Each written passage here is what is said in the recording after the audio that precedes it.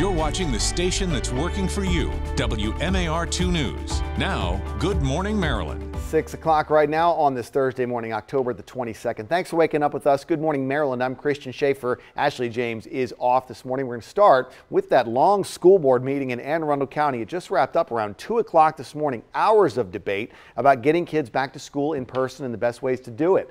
WMAR 2 News' Megan Knights at the live desk this morning with Megan. What took that meeting so long? Oh my goodness, Christian. Well, you know, they had quite a few agenda items to get through, but really it was talking about this reopening plan. That board meeting ended just before 2 o'clock this morning.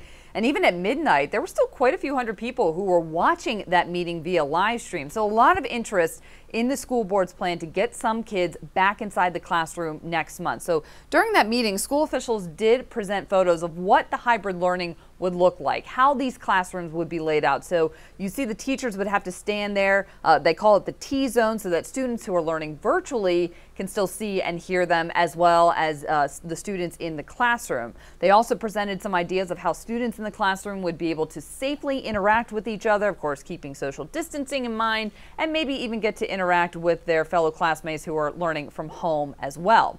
So right now, the plan stands to bring students in early childhood intervention as well as pre-K through second grade back to class on November 16th. They would either come in on a Monday, Tuesday, or Thursday, Friday, so just a couple of days a week. All learning would be done virtually on Wednesday so that they can clean the buildings. And then third through fifth grade students, they would return to a similar schedule on November 30th. No date has been set yet on when middle and high school students would return. They are thinking maybe mid-December, but again, we have to wait and see about that. So the board's next meeting, I should say, is scheduled for November 4th. That's when they're going to decide if they indeed are going to move forward with the hybrid learning schedule, of course, based on the health metrics in Anne Arundel County. There is a public hearing about this plan. That's set for next week, October 28th. No time has been set just yet. Of course, we'll let you know when that happens.